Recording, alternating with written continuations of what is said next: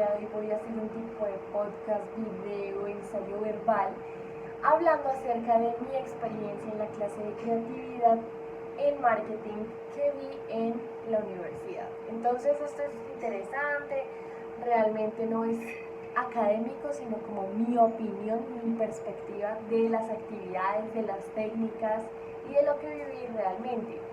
Entonces, empecemos con una pregunta interesante, que también me la hice yo.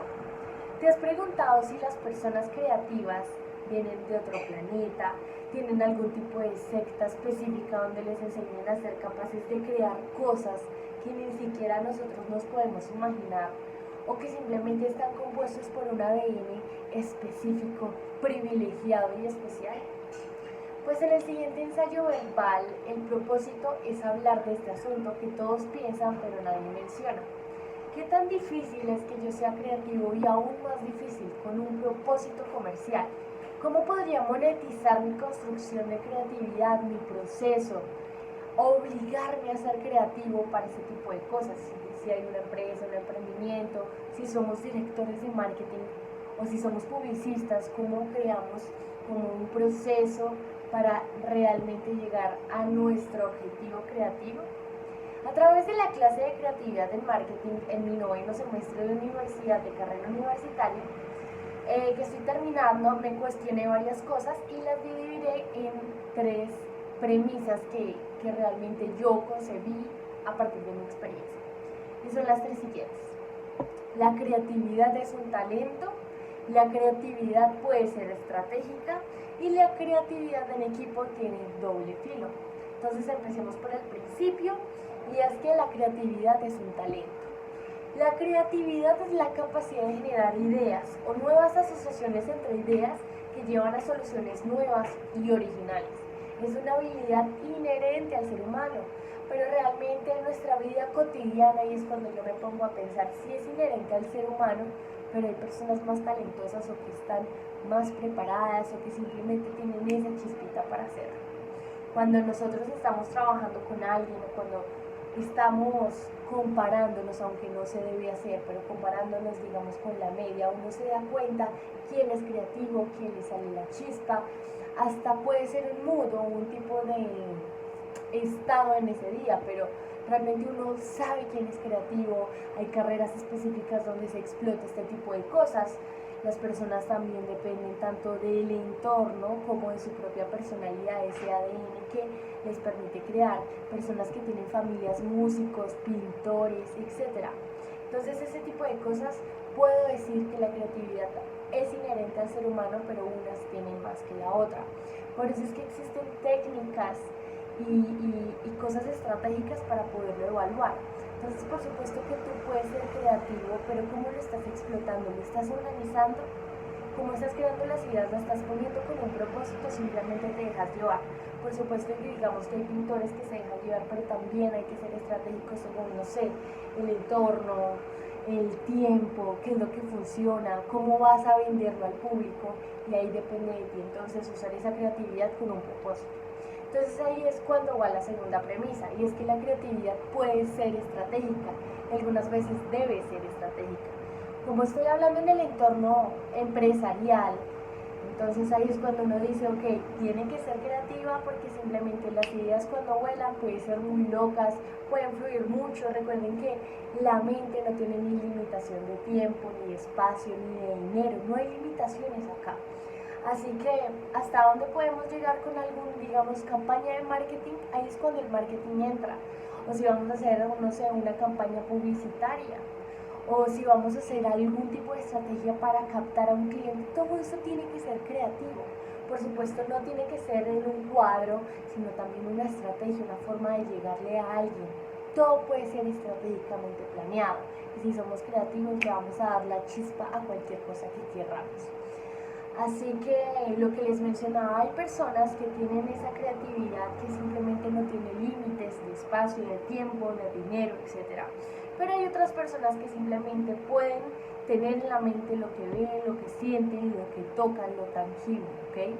Entonces por eso ahí es cuando entran estas técnicas para poder abordar de manera estratégica con el propósito que queremos conseguir, ¿cierto?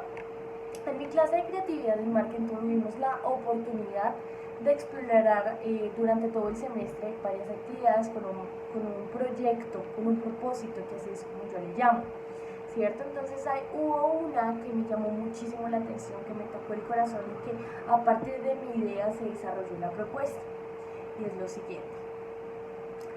La técnica de los 6 sombreros me tocó el corazón muchísimo porque fue una experiencia súper bonita, súper chévere, que yo dije, ok, esto yo lo voy a usar en mi vida diaria, lo voy a usar para desarrollar también mis proyectos, ¿cierto?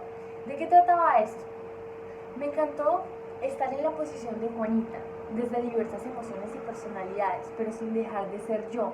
Ese día yo estaba pesimista, y eso que suelo ser optimista en mi vida en general. Ese día recuerdo que no tuve en absoluto una buena semana y no podía tener como esa emoción, como ese optimismo, como estar abierta a ver oportunidades.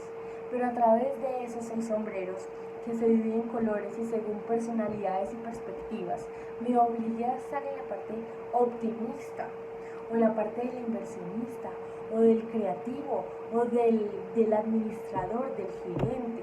Por supuesto tiene diferentes nombres, pero así yo lo tomé, así lo recuerdo, así lo sentí. Entonces estuvo súper interesante ese ejercicio, también me ayudó tanto en la actividad, simplemente fluyó, la profesora nos dejaba, digamos, sombrero por sombrero, unos 2 minutos, así que yo sentía que las teclas simplemente fluían, porque mis emociones, la profesora me hacía sentir las emociones cuando yo escribía, así que simplemente fluían las palabras, las ideas, la perspectiva. No era yo, sino Juanita puesta en un cuerpo con ciertas emociones y cierta personalidad. No era otra persona, sino era yo con otras emociones. Entonces me encantó, me pareció excelente, y más si hay una limitación de tiempo para que fluyan más que el pensamiento de estar llenando algo, mis emociones, que eso es indispensable también cuando es uno creativo, siento yo. Pero por supuesto hubo también unas que no me fue tan bien, que no me sentí cómoda, que no fluyó, y la palabra que dije es muy cierta, y es que no me sentí cómoda en ella, y es la técnica Scamper. Me pareció engorrosa, poco práctica, uno piensa más en cómo llenar los espacios que realmente dar buenas ideas y desarrollar un plan. No voy con este tipo de actividades, pero por supuesto que para los gustos hay colores, y la diversidad es lo más rico y aprovechable que hay.